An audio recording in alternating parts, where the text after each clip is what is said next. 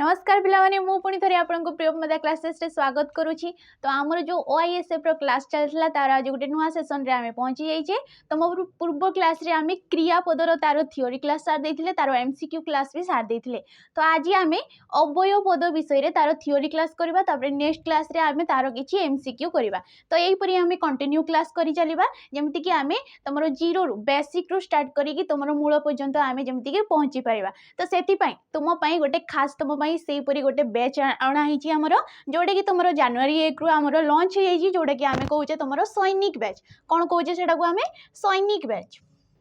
हैला। तो एडी तुमको कोन मिल जिवो सब प्रकार रो, जेमति कि तुमरो डिफेंस रो हमरो सब प्रकार रो रहूची हैला। जेमति कि कहि परिबा आमे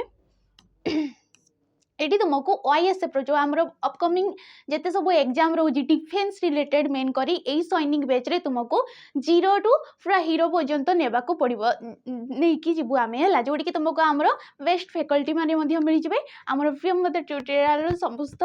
बेस्ट फैकल्टी माने एटी तुमको टीच करिवे हैला। तो एटी तुमको ओआईएसएफ रो जो हमरो आसीबा को जाउची, एटी तुमको तार क्लास मध्ये करा हबो। Jail warder, SSC Delhi police, तुमरो एक्साइज कांस्टेबल जेते सब अपकमिंग तुमरो एग्जाम आछि, तो एई सैनिक बैच रे से सब तुमको पढ़ा जिवो हैला। तुमरो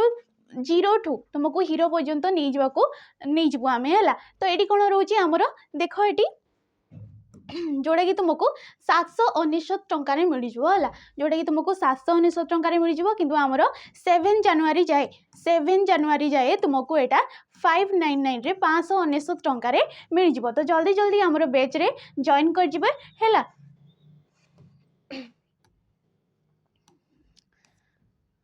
तो देखो जदि कहीं चाहो कि सैनिक बैच नहीं कि समस्त क्लियर अच्छी, खाली तुमको बेसिक क्लियर करिवार अच्छी, तो आमको एटा गोटे मिल जिवो जोडी कि तुमको केवल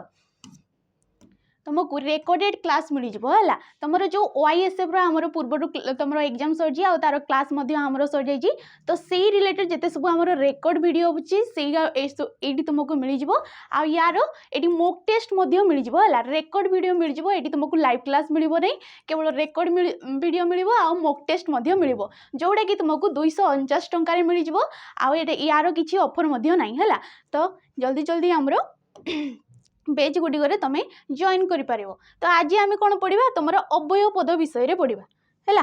आज कोन पढिबा आमे अव्यय पद विषय रे पढिबा। तो आमे पूर्व क्लास रे देखिथिले कि हमरो वाक्य रे जेउ पद गुडा को रहउची, वाक्य रे जेउ पद गुडा को रहउची से गुडा को आमे पांच भाग रे विभक्त करथाउ। से गुडा को केते भाग रे विभक्त करथाउ? पांच भाग रे विभक्त करथाउ। कोन कोन तुमरो विशेष्य पद रहउतला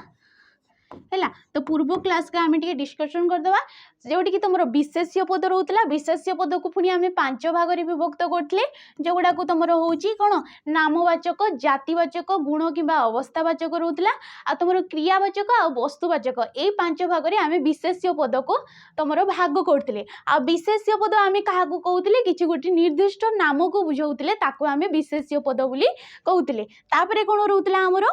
विशेषण पद। यार भी तुमरो थ्योरी सहित एमसीक्यू सर जाइए हैला। तो विशेषण पद रहितला। विशेषण पद आमे काहा को कहउतले? जे विशेष्य पदर तार गुण, अवस्था, तार संख्या आ परिमाण को बुझाई थाए किबा विशेषित करथाय, ताको आमे कहउतले तुमरो विशेषण पद। आ ए विशेषण पद को मध्ये आमे विभिन्न भाग रे विभक्त करथिले। केउ प्रकार रो हमरो विशेषण पद रहिची, ए सब तुमरो पीडीएफ हमरो टेलीग्राम ग्रुप रे मध्ये छाडी दिया आइची। तो सेठी जाई कि तमे जॉइन करी कि ए सब देखि पारिबो हैला। तो आउ कोन रहउतला हमरो सर्वनाम पद। आउ कोन रहउतला हमरो सर्वनाम पद। सर्वनाम पद आमे काहा को कहउचे? जे विशेष्य पदर विकल्प रे बसी थाए। कोन विशेष्य पदर जे विकल्प रे आमे बसै थाउ ताको आमे कहउचे सर्वनाम पद। आउ कोन रहितला हमरो तमरो पूर्व क्लास जो चलतला सेडा होची क्रियापद हैला। क्रियापद आमे काहा को कहउचे? हमरो जे मुख्य वाक्य रे थिबा मुख्य किबा आमे जहा को कर्ता बोली कहउचे, सी जहा कार्यटी साधन करथांती ताको आमे कहिताउ तुमरो क्रियापद। आउ आज आमे पढिबा तुमरो अव्यय पद हैला। आज आमे पढिबा तुमरो अव्यय पद। आ केते प्रकार रो रहिची, कोन कोन रहिची, केउ परि हिसाब रे आमे सेगुडा को तुमरो व्यवहार करूचे, तारो एग्जांपल सहित आमे तारो डेफिनेशन मध्ये देखि जिबा। तो देखो अव्यय पद आमे काहा को कहउचे? ଯେଉଁ ପଦଟା ତୁମର ଯେଉଁ ପଦଟା लिंग वचन पुरुष काल विभक्ति लिंग वचन माने कौन कौन सी भी जेंडर हो किसी भी तुम काल हो काल माने होची हमर जो तुम अतीत रे हो कि भविष्यत रे हो कि तुम वर्तमान रे हो कौन सी भी स्थान रे ଯେଉଁ पदटा हमर परिवर्तन हुए नहीं किंबा अक्षय हुए नहीं क्षय माने कौन नष्ट हो जाई थाए जोड़ा क्षय माने होची नष्ट हो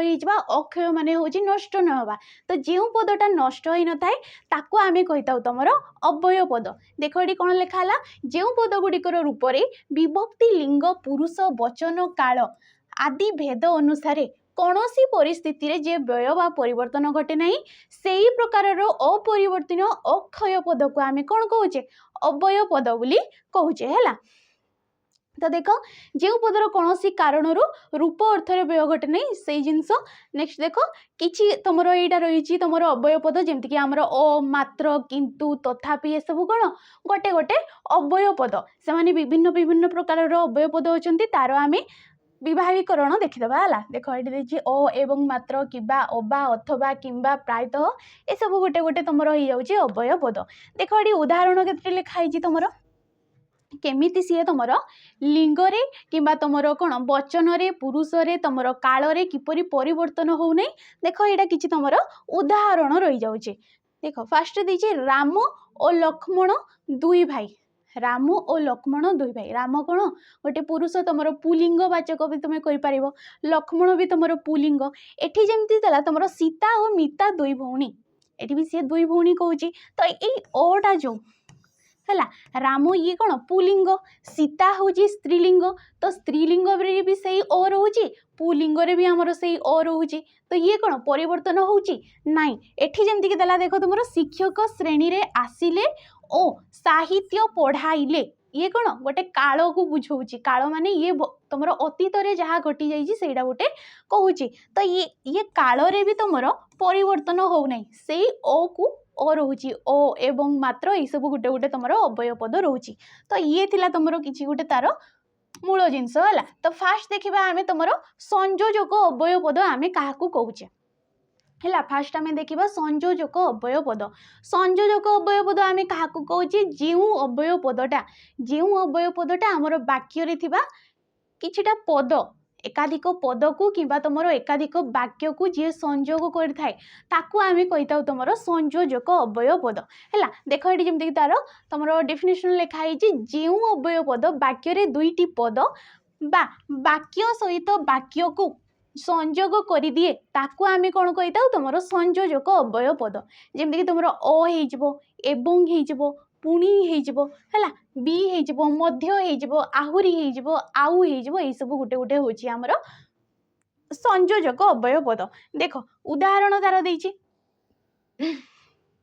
सीता सॉरी गीता और सीता दुई भौणी है तो ये कौन दुईटा पद गीता और सीता दुईटा पद ये वाक्य रे आ सीए ए दुई जन को संयोग करछि एडी जेमति कि देला तुमरो एते थर कहिली केते थर आउ केते थर कहबी एते थर कहली आउ केते थर कहबी ये कौन दीटा वाक्य को आमर संयोग करछि आउटा आमर दीटा वाक्य को संयोग करछि तो तार कौन कहूला दुईटा पद किंबा एकाधिक वाक्य को जी संयोग करता है आमे ताकू कहूले तुमर संयोजक अव्यय पद तो ये भी क्वेश्चन आसे कि एटा क्यों प्रकार आमर अव्यय पद हम है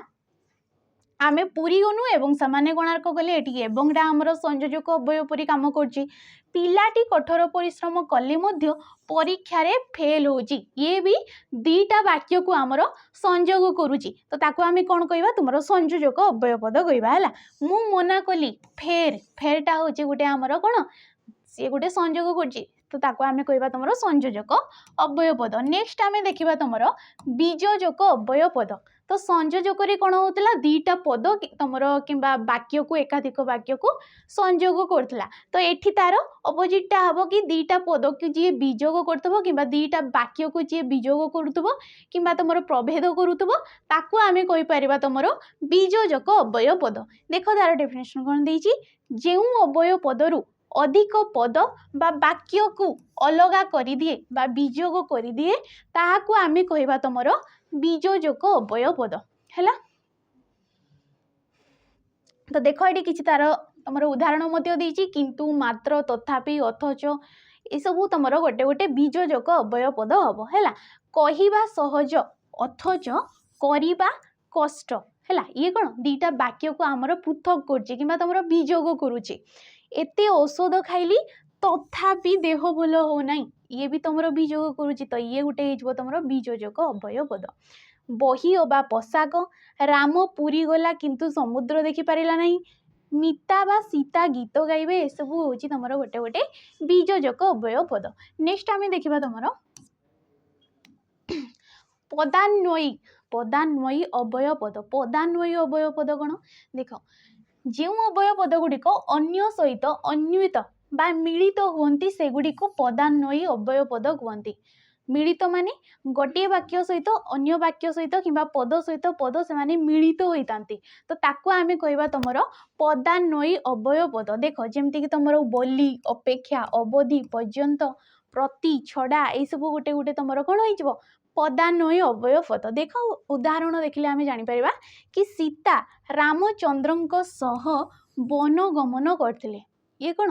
गोटे संजोग होउची गोटे आउ गोटे शब्द सहित मिलित होउचंती तो ताकू आमे कहि परिबा तुमर पदान्वयी अव्यय पद हैला तांको बिना ए काम अधूरा रहिबो तो एटी बिनाटा कौन पदान्वयी अव्यय परि तुमर कार्य करूची हैला तो बिना ए परि मा परि आउ किए हेबो ये कौन तुम पद सहित पद को जी आमर मिलन कर कही पारिबा तुमर पदान्वयी अव्यय पद नेक्स्ट देख कौन दूसरी आमको विभक्ति सूचक अव्यय पद तो केतटा आमर अव्यय पद अच्छा जी कि तुम विभक्ति परी कार्य करता कि तुम कही पार किछिटा विभक्ति आमर जो आमर विभक्ति पद आम पढ़ा नेक्स्ट जोटा कि आमर तुम 7टी विभक्ति चिन्ह रही अछि तुम 7टी विभक्त अच्छा जान हाँ तो सेठी कौन कौच जो अव्यय पद वाक्य विशेष्य पद पर बसी विभक्ति सूचक अर्थ प्रदान कले ताहाको आमे कहुचे विभक्ति सूचक अव्यय पद जेमती कि आमर रु ठारू मानक ठारू ए सब कौन गोटे गोटे विभक्ति चिन्ह आमे कहिताउ तो ये आमर अव्यय पद पर भी तुमर कार्य करथांती हैला कौन करथांती अव्यय पद पर भी तुमर कार्य करथांती एठी जेमती कि देला तुमर तुम्भ ठारू किए बहीटी नेछि तो ये ठारूटा कौन तुम कही पार आमर कौन पंचमी विभक्ति रे जोड़ा आसी थाए हैला पंचमी विभक्ति रे आसी थाए तो ये कौन हो गोटे तुम अव्यय पद पर भी तुम कार्य करथाए हैला कृषक माने ये भी कौन बहुवचन रे जाउची तुम मो देही तांको द्वारा ये तुम तृतीया विभक्ति रे जीवो तो ये जो गोटे गोटे तुम विभक्ति चिन्ह भी तुम अव्यय पद परी कार्य करथांती ताको आमे कहूचे तुम विभक्ति सूचक अव्यय पद तो ये गुड़ाक देखिदेव है नेक्स्ट देख नेक्स्ट देला आमको हेतुवाचक बा कारण सूचक अव्यय पद है हेतु सूचक बा कारण गोटे कार्यटा कौन पाई हेची वाक्य रे जो गोटे पद द्वारा आमे ताकू तुम प्रकाश करि थाउ ताकू आमे कहूचे तुम हेतुवाचक किंबा कारण क्यों कारण पाई ए कार्यटी हैला जहा द्वारा आमे प्रकाश करथाउ ताकू आमे कहूचे तुम हेतु बा तुम कारणवाचक अव्यय पद देख तार डेफिनेशन कौन देला जो अव्यय पद वाक्यर अर्थ को हेतु बा कारणबोधक कर दिए अथवा हेतु बा कारण प्रकाश करे ताहाकू आमे कहूचे तुम कारण सूचक किंबा हेतुवाचक अव्यय पद है जे गुड़ाक तुम अच्छी तेणु सकाशे निमित्त एणु अतएव कारण युड़ाक सब है जमती कि ये देला जेहु से परिश्रमी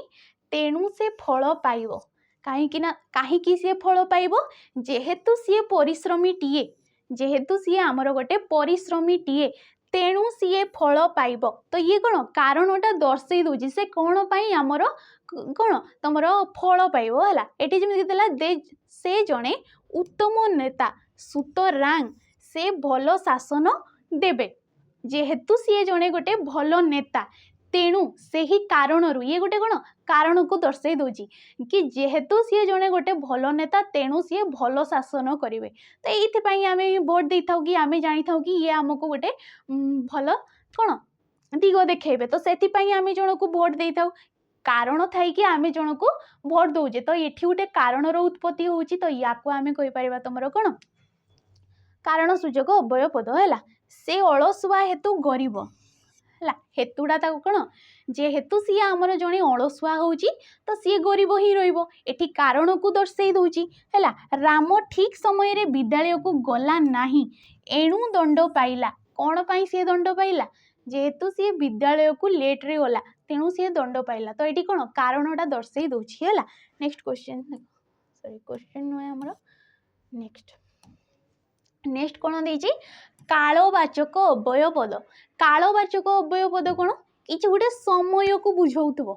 है समय को जी बुझे थाए काल कहले कौन समय जोटा को आम अतीत काल कहीपर आम वर्तमान कहीपर भविष्य कहीपर ये कौन गोटे समय को बुझाऊँगी तो ताकू आम कही तुम काल सूचक अव्यय पद जो गोटे गोटे पद रोचे है जमीक जो अव्यय पद काल बा समय सूचना दिए ताकू आम कह तुम काल सूचक अव्यय पद एगुड़ाक केतेटा तुम अच्छी देख एकदा एबे एक्षणी ई लागे माने कौन कहबा एने है एना संप्रति एइले आजिकाली ये सब गोटे हूँ आमर कौन जिते बड़े सेते बड़े ये सब आमर काल सूचक कि तुम समय सूचक आम अव्यय पद कहीपर देख तार उदाहरण कौन देछि हठात से रागिगला कौन कहला सी हठात से रागिगला ये कौन गोटे समय को बुझाऊँगी हठात ए क्षणी ये सब हूँ गोटे गोटे समय को बुझाऊँगी संप्रति देश में बन्या देखा दौची संप्रति कहले एबे एबे माने गोटे समय को बुझेदेला तो ये कौन हो गोटे तुम हो काल सूचक अव्यय पद है दुष्ट सर्वदा सर्वदा कहले कौन सबु बेले दुष्ट सर्वदा ये भी गोटे समय को बुझे दौची तुम्हें केबे आसीबो केबे ये गोटे आमर ये भी समय को बुझे दौची जेबे सेबे ये सब देखीदेव है नेक्स्ट क्वेश्चन देख सॉरी नेक्स्ट देख आमको कौन हो संभावना सूचक अव्यय पद है संभावना सूचक अव्यय पद आम क्या कहवा जो अव्यय पदटा आमर भविष्य कौन हेब है तार गोटे आकलन करुचे भविष्य को लेकिन आम जो गोटे आकलन करुचे से जो गोटे आम पदटे बसौचे ताको आम कहे तुम संभावना सूचक अव्यय पद है जो अव्यय पद द्वारा संभावना अर्थमूलक बा भविष्यतर घटुवा प्रसंग सूचक हुए ताकू आम कहे तुम कौन संभावना सूचक अव्यय पद जदि काले जद्यपि यही सब आमर हो तुम संभावना रे आसीज है देख तार उदाहरण देछि जदि से आसीबे तेबे मु जीवी जदि एबे जाए से लोकटा आसी नहीं सी गोटे आकलन करछि कि भविष्य रे जदि से आसीबे ताहाले मु जीवी तो ये कौन हो भविष्य तुम संभावना सूचक हो काले से आसीबे मु चाहिए एपर्यंत सी आसी ना भविष्य में आसो बोली सी गोटे आकलन करुच्छी बोधे आज ए काम सरीज बोधे एपर्यंत से कार्यटी सरी ना भविष्य में बोधुए ए कार्यटी सरीज तार गोटे संभावना करा जाउची तो बोधेटा कौन हो गोटे संभावना सूचक आमर अव्यय पद हो तुम्हें एठारे अपेक्षा कर काले से आसीज काले से आसीज है ये भी गोटे तुम हो जदि प्रबल खरा हुए तेबे विद्यालय गुड़िक आमर कौन बंद रदि प्रबल खरा हुए एपर्यंत आमर खराटी है ही ना से गोटे आकलन करा जाउची कि जदि प्रबल खरा हुए तेबे जाइए आमर विद्यालय गुड़िक बंद है तो नेक्स्ट देख कौन दौर आमको ये रहा तुम संभावना सूचक नेक्स्ट देला आमको संबोधन सूचक अव्यय पद है संबोधन सूचक अव्यय पद कौन क्या आम संबोधन करछे क्या आम डाकुचे तो से जो गुड़ा गोटे गोटे पद आम यूज करछे ताको आम कहचे तुम संबोधन सूचक अव्यय पद देख तार कौन कही अन्य को आदर अनादर श्रद्धा सम्मान भित्ति आम जो संबोधन करने निमित्त जो अव्यय को वाक्य बसा जाए ताहाकू कुआ जाए तुम संबोधन सूचक अव्यय पद क्या आम घृणारे डाकुचे क्या आम स्नेहरे डाकुचे गोटे छोट बालकटे ताकू आम आरे कौन करुरे ये सब कहे कि नहीं तो ताकू जो संबोधन क्या आदर अर्थरे क्या रागिकी तो ये जो संबोधन विभिन्न विभिन्न अर्थरे आम करुचे से गुड़ाक जो गुड़ाक पद तुम व्यवहार होची ताकू आम कहे तुम संबोधन सूचक अव्यय पद देख हे आहे आरे गो लो आम मेन कर झील मैंने लो इलो कौन करो ये सब कथा है हई ओ आज्ञा कौन सी गोटे तुम सम्मानशील कि वयोज्येष्ठ व्यक्ति आम आज्ञा बोली संबोधन कर तो ये भी हो तुम संबोधन सूचक अव्यय पद है। तार उदाहरण देखे देख आलो सखी आपणा महत आपे रखी तो आलो सखी सखी को निजर सांगटी को आम कौन संबोधन करछे डाकुचे तो ये कौन होगला आलो होगला। आहे नीलशैल प्रबल मत बारण आहे नीलशैल ये गुणे देवता को आम स्मरण करछे एटा गोटे प्रार्थना समस्त जानथबो हला। इलु मा आज्ञा मते 5 टंका उधारी दियंतु ये भी गोटे संबोधन करा गोटे वयोज्येष्ठ कि तुम सम्मानशील लोक को तो ताको सेठी आम कौन कहे आज्ञा बोली संबोधन करी कहूचे। नेक्स्ट देख विकल्पार्थक अव्यय पद विकल्प कहले कौन गोटे बदल आउ गोटे है गोटे बदल आउ गोटे विकल्प तार एटा जो गोटे वाटे आम यूज करुचे ताको आम कहे तुम विकल्पार्थक अव्यय पद है। देख वाक्य जो अव्यय पद द्वारा विकल्प अर्थ बोध हुए ताहाकू कहूचे आम विकल्पार्थक अव्यय पद। देख बा अबा किबा अथवा नचेत नहिले अथवा एटा नहले सेटा होइथांता तो ये कौन गोटे विकल्प अर्थ को बुझाऊँगी। ये देख उदाहरण देछि तुमे जाओ अथवा ए काम कर तमे जाओ नहले ए कामटा कर तो ए कामटा कर नहले से कामटा कर ये गोटे विकल्प को बुझाई दउछि हैला। धन किंबा यौवन धन हूँ गोटे जिनस तार विकल्प सी कौन कौच यौवन कहीं चिरस्थायी नुहे है धन यौवन चिरस्थायी नुहे। रुनी और तुमर अबा रानी रुनी किंबा रानी जीए हेले जने आमर घरे तुमर जगिबे है सी कौन कही कहीं जड़े घर रे तो रुनी रहू कि तुम रानी जहाँ भी रहू जी हेले गोटे विकल्प जो बुझाऊँगी ताको आम कहे तुम अबाटा हो गोटे विकल्पार्थक तुम कौन हो अव्यय पद है एगुड़ा देखीदेव। नेक्स्ट नेक्स्ट देख विप्सार्थक अव्यय पद विप्सार्थक अव्यय पद कौन जो अव्यय पदटा आमर बारंबारता को बुझे थाए बारंबारता माने लगातार गोटे कार्यटा होची सेति पई आमे जो गोटे वाटे यूज करछे गोटे पदटी यूज करछे आमे ताको कहूचे तुमर विप्सार्थक अव्यय पद। देखो कहला जेमति कि वाक्य रे जे अव्यय पद गुडिक द्वारा बारंबारता व्याप्ति तुमर पुनः पुनः घटुवा भाव प्रकाश पाए ताहाकू आमे कहूचे तुमर विप्सार्थक अव्यय पद। बारंबारता कंटिन्यू से कार्यटी चली तो तापाई जो गोटे वार्ड यूज करछे ताको आमे कहूचे तुमर कौन विप्सार्थक अव्यय पद। देख बारंबार पुनः पुनः मुहुर मुहुर घन घन थर को थर ये सब तुम विप्सार्थक आसीज। तुम्हें थर को थर ये भूल कर नाही है तार उदाहरण कौन देला तुम्हें थर को थर ए भूल कर ना थर को थर लगातार एटा बुझाऊँगी लगातार वर्षा लगी रही लगातार माने वर्षा टोटाली बंद हबार नाम धरू नहीं सी लगातार कंटिन्यू चली तो ये कौन गोटे बारंबारता को बुझाऊँगी तो ताको आमे कहबा तुमर कौन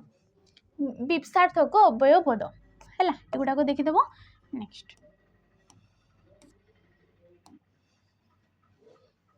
देख निषेधार्थक अव्यय पद नेक्स्ट कौन देला आमको निषेधार्थक अव्यय पद निषेध कहले जानी पारछ जोटा कि नाही अर्थ रे कोडा को आमे बारण करछे नाही कहूचे सही अर्थ रे आमे निषेधार्थक अव्यय पदर व्यवहार करथाउ हैला। तार उद्देश्य देख जो अव्यय पद हेतु वाक्यार्थ रे तुमर निषेध बारण कौन सी कार्य रे तुम सम्मत होना कि असम्मत करूछ हैला नास्तिवाचक आदि भाव प्रकाश पाई थाए ताको आमे कहूचे तुमर निषेधार्थक अव्यय पद हैला। नेक्स्ट देख जमती देछि न ना नचेत नि नाही ए सब कोन गोटे बारण अर्थ बुझाऊँगी गोटे तुमर कौन कहि परिबा आमे नाही अर्थ बुझाऊँगी नास्ति सूचक अर्थ बुझाऊँगी तो ताको आमे कहबा तुमर निषेधार्थक अव्यय पद। देख उदाहरण देला ना मु तुम कथा शुणी पारिबी नाही तो ये कौन मना कर दउची बारण कर दउची तो ताको आमे कहबा तुमर निषेधार्थक अव्यय पद। तुम्हें किछि न कहिले भल ये भी देख नाही नचेत कामटी कर नचेत दंड पाइब तो ये भी गोटे निषेधक बुझाऊँ। नेक्स्ट देख जा आम कौन कौदे तो निषेधार्थक सरला एबे आसला आम सादृश्य बोधक अव्यय पद सादृश्य या परी ता परी ये जो कहा सहित क्या आम जो गोटे तुलना करुचे ताकू आम कहे तुम सादृश्य बोधक अव्यय पद है वाक्य जो अव्यय पद द्वारा सादृश्य प्रकाश पाई थाए ताकू आम कहे तुम सादृश्य बोधक अव्यय पद किंबा कहि परिबा आम जो तुलना करुचे है जमती कि जेमिति सेमिति एपरी एगुड़ाक हो देख गोविंद खेल जेपरी है ये गोटे तुलना करा जाउची गोविंद खेल जेपरी से पाठरे मध्य सेपरी तो ये कौन पाठरे खेल को तुलना करा जाउची आ ता पई के गुड़ाक वर्ड यूज करा जाउची हमरो जेपरी सेपरी है मो बो किंबा मो माँ धरणी परी सहनशील से कहा परी तुम सहनशील होउची धरणी परी तो माँ आउ धरणी को माँ आमर धरणी कि माटी माँ को आम तुलना करुचे तो से आमर क्यों तुम पदटा व्यवहार करुचे परी परीटा आम व्यवहार करुचे है तुम्हें तांको गुण को सरी नुह तुम्हें तांको गुण को सरी नुह तो ये क्या सहित क्या तुलना करा सहित गुण को तुलना करा है जेमिति काम सिपरी फल ये सब तुम गोटे गोटे आमर सादृश्य बोधक अव्यय पद नेक्स्ट देख देला आमको सम्मति सूचक अव्यय पद कौन देला आमको सम्मति सूचक अव्यय पद सम्मति कहले जनक कथारे आम हाँ मानुचे है जनक कथारे आम सी जहाँ कहे सेटा को आम सम्मत करचे तो ताको आम कहे तुम सम्मति कि स्वीकृति करें ताको आम कहीपर तुम सम्मति सूचक अव्यय पद है जो पद द्वारा वाक्य सम्मति व स्वीकृति भाव प्रकाश पाई थाए ताको आम कहे तुम सम्मति सूचक अव्यय पद तार उदाहरण कि देख हूँ हूँ हौ है तो आज्ञा अच्छा ये सब कौन सम्मति अर्थ बुझाऊँ कि तुम स्वीकृति अर्थ बुझाऊँ देख उदाहरण देती आज्ञा सब ठीक अच्छे ये कौन तांको कथारे सम्मति बुझाऊँ निश्चय से कथारे सत्यता अच्छी ये भी गोटे सम्मति कि जनक कथारे हाँ भरवा जोटा कि आम कहीपर कि जड़े गोटे कथाटे कहे सेटा को आम मानिदेवा सेटा को आम कहे तुम स्वीकृति कि सम्मति सूचक कहीपर है हाँ मु तुम प्रस्ताव रे राजी अच्छी तो ये भी तुम स्वीकृति को बुझे जाऊँगी है नेक्स्ट देख कौन कौच आमको तो अव्यय पद आमर बहुत सारा अच्छी है सबुड़ाक देखिए बुझाक पड़ो कहीं आमर जमी SPIRB जमी क्वेश्चन आसला कि कौ भितर आमको क्वेश्चन पचार तो सब गुड़ाक आमको फॉलो करने को पड़ो कि ना यहीटा पढ़ीदे होटा पढ़ीदे होटा हो नहीं है सब गुड़ाक आमको देखा पड़ो तो देख ये नेक्स्ट देला परिमाण सूचक अव्यय पद परिमाण सूचक अव्यय पद कौन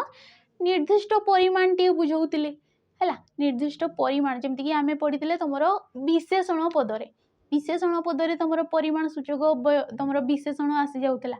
तो ये भी तुम से परिमाण सूचक अव्यय पद आसी जाए एते जेते एतिकी सेतिकी जाक तक अल्प बेसी कम बहुत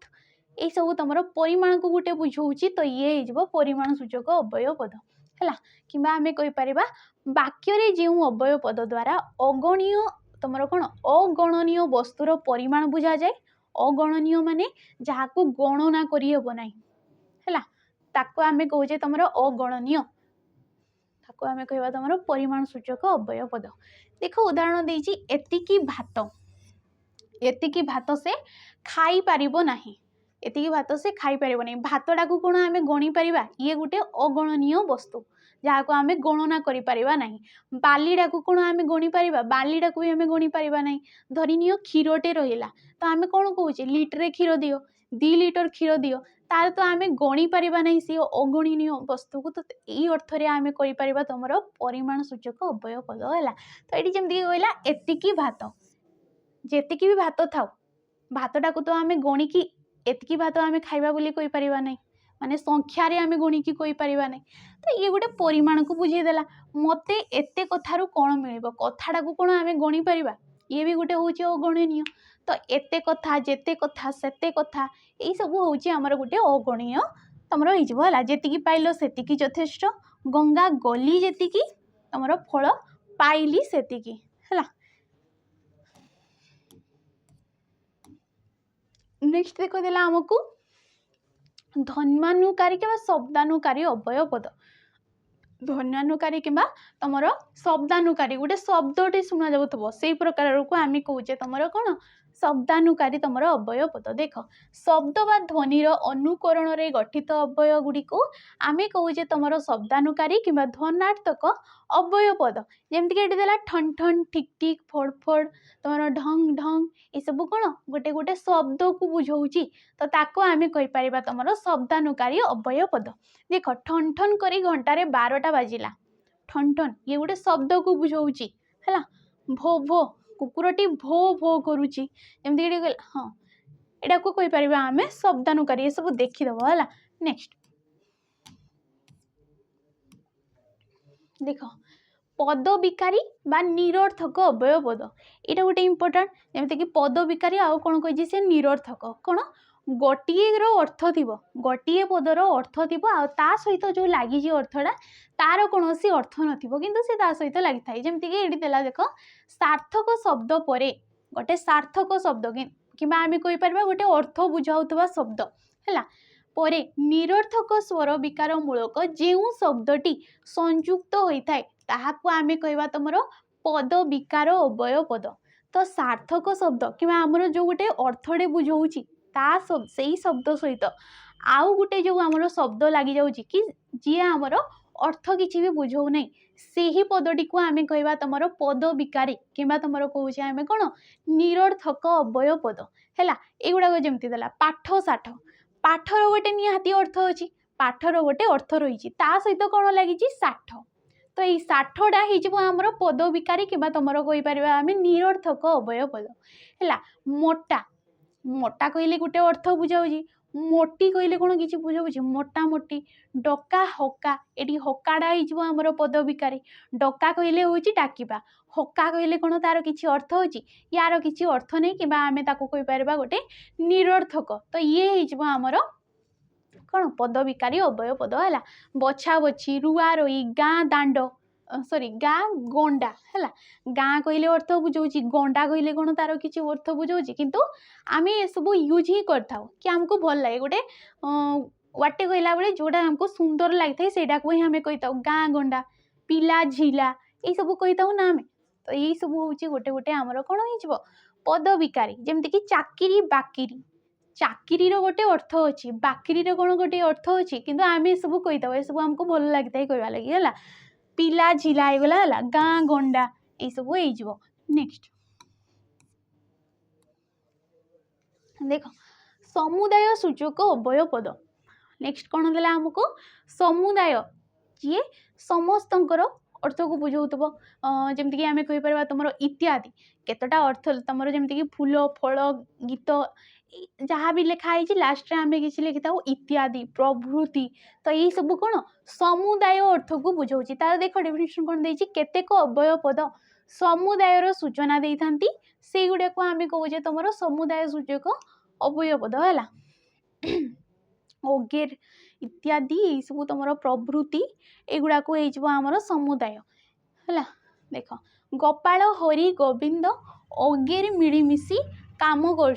तो ये भी गोटे समुदाय अर्थ को बुझेला है। देख मो बापा मो पाई बही खाता कलम इत्यादि आणिबे तो ये भी गोटे समुदाय अर्थ को बुझाऊँगी समुदाय रे किए किए आसीगले बही खाता कलम ये सब आसीगला। देख गीता सीता मिता प्रभृति आम सहित विद्यालय को जीवे तो ये भी गोटे समुदाय अर्थ को बुझाऊँगी है। समुदाय कि आम समष्टि बोली भी कहीपर। नेक्स्ट देख आमको कौन दौर आलंकारिक अव्यय पद कौन देला आमको आलंकारिक अव्यय पद आम अलंकार पढ़ीचे अलंकार आम क्या कहे जी आमर साहित्य को तुम कौन करए सुंदर करए ताको आम कही था आम तुम अलंकार बोली कही था अलंकार को आम केते भाग विभक्त करता से गुड़ाक आम नेक्स्ट पढ़ा। तो देख ये कौन कहला वाक्य सौंदर्य बुद्धि और प्रकाश भंगीर चमत्कारिता है सी कौन कहला वाक्यर सौंदर्य बुद्धि करने सौंदर्य माने तार सुंदरता बढ़ाइबा सुंदर कहले कौन ताको कौन पेंटिंग करके सेटा बुझेबा नहीं सौंदर्य कहले आम जो गोटे वाक्यटे कहवा जोटा को आम सुंदर लगे गोटे वार्ड गा जो गुड़ाक पद गुड़ाक आम कौन व्यवहार करेगुड़ा आम कहवा तुम सौंदर्य बोधक अवयवपद है कि तार प्रकाशर भंगी को आम कहीपर तुम अलंकार जमीक आम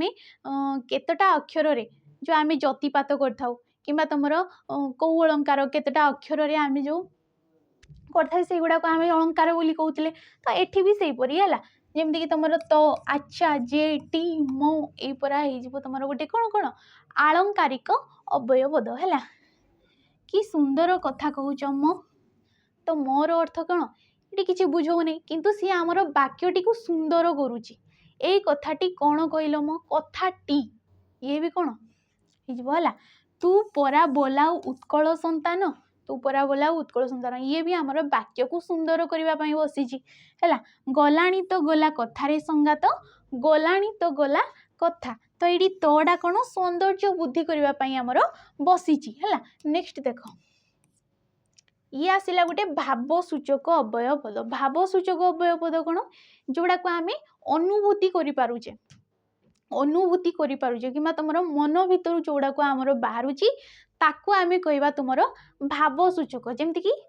गोटे सुंदर छविटे आम देखिले है गोटे सुंदर छविटे देखिले तो ये कौन आमर माइंड रू आस कि सुंदर छविटे कहे ना आम कि सुंदर तो ये जो वार्ड गा आम यूज कर पद गुड़ाक आम कहीपर तुम कौन भावसूचक अवयवपद है देख देला जो अवयवपद द्वारा हर्ष विषाद घृणा विस्मय हर्ष विषाद घृणा विस्मय मनर भाव प्रकाशित हुए सेगुड़ी को भावसूचक कि तुम हाँ ताको आम कौन कह भावसूचक अवयवपद कहवा देख ओहो आहा आहा कौन हो गला अरे कि सुंदर छविटी ये सब आम कहे ना तो या जो गुड़ाक आम यूज करछे ताको आम कहे तुम भावसूचक अवयवपद ओहो कि जंत्रणा ये कौन आम मन भर आसुच्ची कि केउ प्रकार जंत्रणा हो तो ताको आम कहे ओहो कि जंत्रणा है आहा रोगी कष्ट पाउची देख इस कि गंध ये कौन गोटे घृणा भाव आसी जाऊँगी ये गोटे घृणा भाव आसी जाऊँगी तो सी कहला ना घृणा विषाद एसबू जो गुड़ाक यूज करछे ताको आम कहे है शाबाश तेंदुलकर शतक पाई शाबाश है नेक्स्ट देख प्रश्नसूचक ये कौन रहा प्रश्नसूचक अवयवपद जमीक तुम किए कहीं किपरी एगुड़ाक कौन कौन भी स्थान से परिवर्तन हो न था ये सब को कौन कहे आम प्रश्नसूचक अवयवपद कहे है जो अवयव द्वारा कहार कि प्रश्न कर भाव प्रकाशित होता है क्या किसी प्रश्न कर भाव प्रकाशित होता है ताको आम कहे तुम प्रश्नसूचक अवयवपद जमीक देला कि कौन परा किपरी तुम केमिति टी कहीं यही सब हो तुम प्रश्नसूचक अवयवपद तुम्हें तांको भेटिल कि ये कौन कौन भी स्थान में परिवर्तन हम ना तो ताको आम कहीपर तुम कौन